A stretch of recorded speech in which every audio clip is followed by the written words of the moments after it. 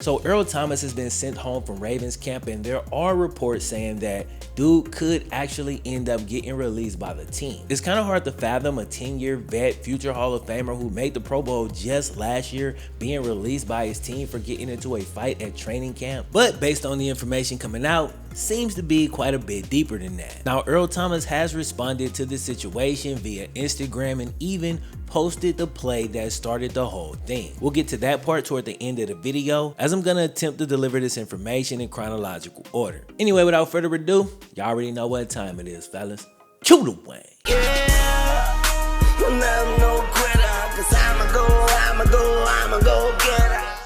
The Baltimore Ravens have one of the best organizations in the NFL. Now, granted, this is from the outside looking in, but it seems like they always just experience smooth sailing. You don't even have to look around the entire NFL. Let's just look at the division. First, you got my team, the Cincinnati Bengals. Playoff meltdowns, Vontaze Burfict, 2 wins last season. Need I say more? You have the Cleveland Browns. Cleveland always got some drama going on. Almost 2 entire winless seasons with Freddie Kitchens, and before that, Hugh Jackson and Baker Mayfield's kind of always in the media. Then you got the Steelers, another really good organization who always put a competitive team on the field and keep things moving in the right direction. And while I have to give them credit for keeping AB on the pretty much straight and narrow for years before everything just blew up, things did eventually blow up, and then they had the AB situation and the Le'Veon situation. The Ravens, the biggest thing that happened with the Ravens was probably the Ray Rice situation, but that didn't happen within the team. You know what I'm saying? It happened outside the team, and then he ended up being released from the squad before even coming back into the locker room. The Ravens just kind of steered clear of it all, draft Lamar Jackson, and basically put a Super Bowl capable team together damn near year after year, it seems. Well, reports dropped this morning that veteran free safety Earl Thomas, of all people, is having some issues. Apparently, he got sent home from camp after getting into a heated exchange with the other Ravens safety,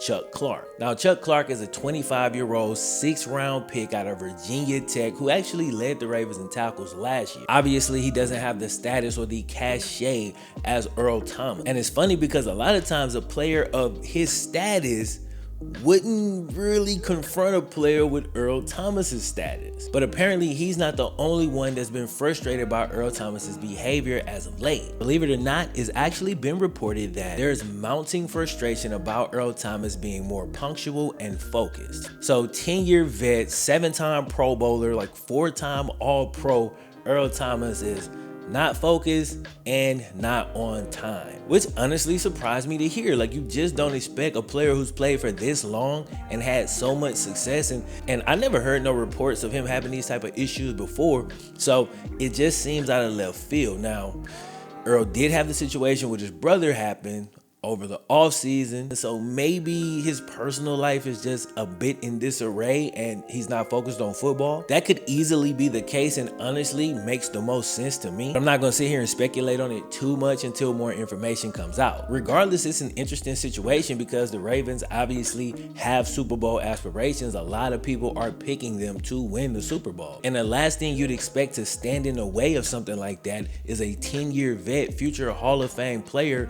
not being prepared and not taking the preparation seriously, especially in a year like this where there's no preseason, there's no nothing. So man, I don't know, it's crazy. Now, Earl is supposed to get $10 million guaranteed this year, but according to reports, there's a clause in his contract that will allow the Ravens to cut him if he's suspended for conduct detrimental to the team. And after getting sent home, there's definitely a possibility that things could be headed in that direction. And if you're thinking there's no way possible the Ravens are gonna cut Earl Thomas over a damn training camp fight with a teammate, you got a point, and you might be right. But a couple of things to take into consideration. One, like I said earlier, the Ravens are really good at controlling narratives and keeping everything in house and not letting stuff get out. So with that being said, imagine what we don't know. You know what I'm saying? Like, we obviously don't have all the details of this situation. So there's a pretty good chance that more stuff will come out slowly over the next week or so. So that's one thing. Also, it's been reported that the team's quote unquote leadership council has made it clear that decision makers would prefer Earl not be on the team. So that's already come out. And this isn't just a normal training camp fight. This is a training camp fight with a cat that play the same position as you.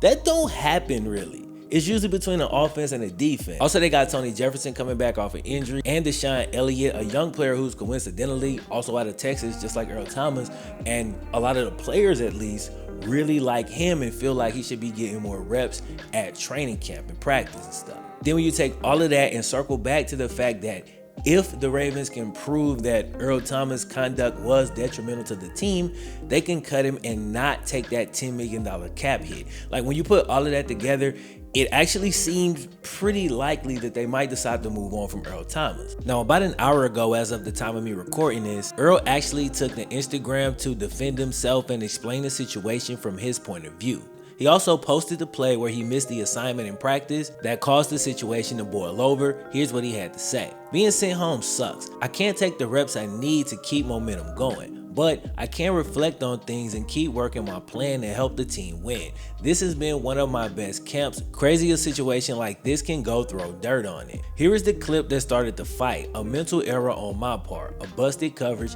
that I tried to explain calmly, met with built up aggression, turned into me getting into it with a teammate. Since we didn't keep it in house and I'm getting texts and calls from ESPN reporters, etc., thought I'd try and clear the air. Situations like this narrow my window for error, but this is the path I chose. The way Earl explains it makes it seem like his teammates were just being completely unreasonable.